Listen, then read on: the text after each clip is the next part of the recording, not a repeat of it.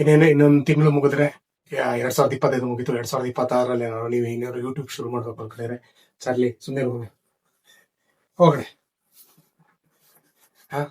2026ರಲ್ಲಿ ನೀವು ಒಂದು YouTube channel ಶುರು ಮಾಡ್ಬೇಕು. ಯಾವ್ದು ಮೇನ್ ಥಿಂಗ್ ಈ 4 ನಾನು ಹೇಳೋದು ನನಗೆ ಗೊತ್ತಿರೋ ಮಟ್ಟಿಗೆ 4 ಗುಣನ ನೀವು ಆ್ಯಡ್ ಮಾಡ್ಕೊಂಡ್ರೆ ಡೆಫಿನೆಟ್ಲಿ ನೀವು ಒಬ್ಬರು ಯೂಟ್ಯೂಬರ್ ಆಗ್ಬೋದು.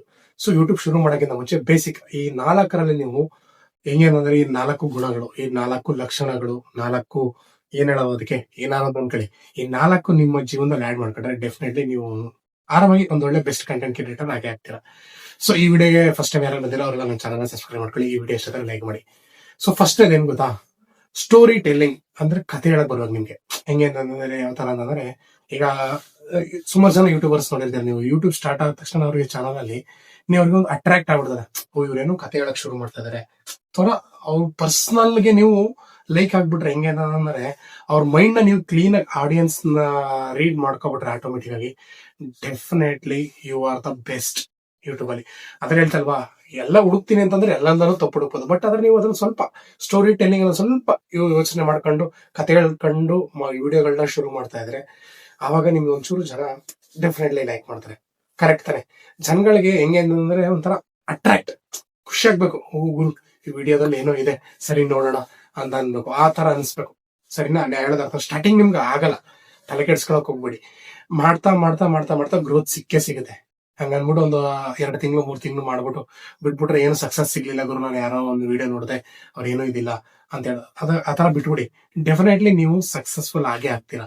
ಹೇಳ್ತಲ್ವಾ, ಕಂಟಿನ್ಯೂಸ್ ಮಾಡ್ತಾ ಇದಾರೆ ಡೆಫಿನೆಟ್ಲಿ ಒಂದಲ್ಲ ಒಂದಿನ ಸಕ್ಸಸ್ ಆಗೇ ಆಗ್ತೀರಾ. ಸ್ಟಾರ್ಟಿಂಗ್ ಯಾರಿಗೂ ಬರಲ್ಲ, ಸರಿ ತಾನೆ? ಕರೆಕ್ಟ್ ತಾನೆ? ಅವರು 0 ಇಂದ ಶುರು ಮಾಡಿರೋದು, ನೀವು 0 ಇಂದ ಶುರು ಮಾಡ್ತಾ ಇರೋದು. ಬಟ್ ನೀವೇನ್ ಮಾಡ್ತೀರಾ ಅಂತಂದ್ರೆ ಅವ್ರ ಬಗ್ಗೆ ಟ್ರೀಟ್ ಮಾಡ್ಕೋತೀರಾ, ಅದೇ ತಾನೆ? ಅದನ್ನ ಬಿಟ್ಟಾಕೆ. ಸೊ ಅದ್ರ ಬಗ್ಗೆ ಬೇರೆ ಟಾಪಿಕ್ ಯೋಚನೆ ಮಾಡೋಣ. ಸೊ ಎರಡನೇದು ಬಂದೇನ್ ಗೊತ್ತಾ, ಇನ್ಕಮ್.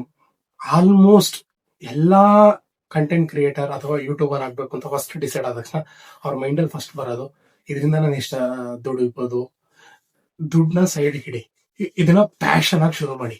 ಹೇಳ್ತಾ ಇಲ್ವಾ, ಹೇಳ್ತೀನಿ ಕೇಳಿ. ಯೂಟ್ಯೂಬ್ ಅಲ್ಲಿ ನೀವ್ ಯಾವಾಗ ಪ್ಯಾಷನ್ ಆಗಿ ಶುರು ಮಾಡ್ತಿರೋ ಡೆಫಿನೆಟ್ಲಿ ಹೇಳ್ತೀನಿ, ನೀವ್ ಯಾವಾಗ ಒಂದ್ 6 ತಿಂಗಳು 1 ವರ್ಷ ಯೂಟ್ಯೂಬ್ ಕೊಡ್ತಿರೋ ನೆಕ್ಸ್ಟ್ 2-3 ವರ್ಷ ನೀವ್ ಎಕ್ಸ್ಪೆಕ್ಟೇ ಮಾಡಕ್ ಆಗಲ್ಲ ಆ ತರ ಅರ್ನಿಂಗ್ಸ್ ಮಾಡಬಹುದು. ಹೌದಾನೆ? ಉದಾಹರಣೆಗೆ ಎಷ್ಟೋ ಜನ ಯೂಟ್ಯೂಬರ್ ನೋಡಿದಿರ.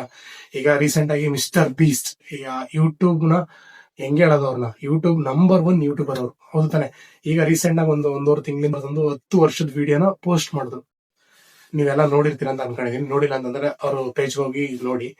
10 ವರ್ಷದ ಮುಂಚೆ ಆ ಸ್ವಾಮಿ ಅವನು ವಿಡಿಯೋದಲ್ಲಿ ಹೇಳಿರ್ತಾನೆ ಎಲ್ಲನೇ. ಕರೆಕ್ಟ್ ತಾನೆ? ಯಾವ ತರ ಅಂತಂದ್ರೆ ಮೋಟಿವೇಶನಲ್ ಆಗಿ ತಗೊಂಡಿರ್ತಾನೆ. ಈಗ ಅದೇ 10 ವರ್ಷ ಆದ್ಮೇಲೆ ಅವನು ಎಕ್ಸ್ಪೆಕ್ಟ್ ಮಾಡಿರಲ್ಲ ನಾನು ಈ ಸ್ಥಾನಕ್ಕೆ ಬರ್ತೀನಿ ಅಂತ.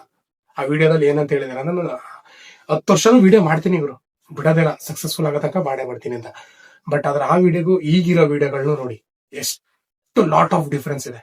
ಕರೆಕ್ಟ್ ತಾನೆ?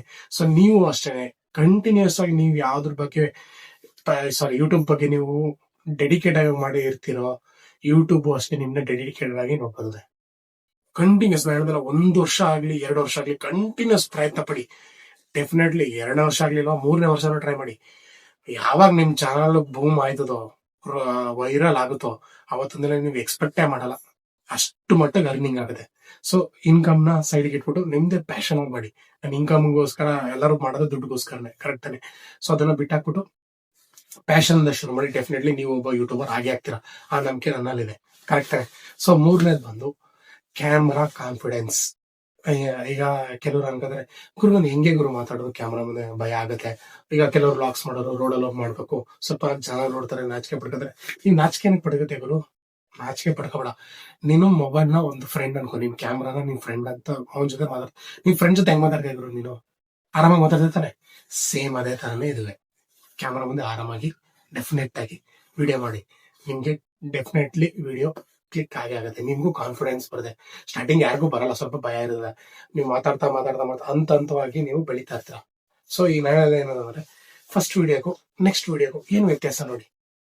ಈ ವಿಡಿಯೋಯಿಂದ ಈ ವಿಡಿಯೋಗೆ ನಾನು ಏನ್ ಕಲಿತೆ ಅಂತ ನೀವೇ ಸ್ಟಾರ್ಟ್ ಮಾಡ್ಕೊಳ್ಳೋದು. ನೀವು ಕಂಪ್ಯಾರಿಸನ್ ನ definitely you are the top ಬರ್ತಿರೋ.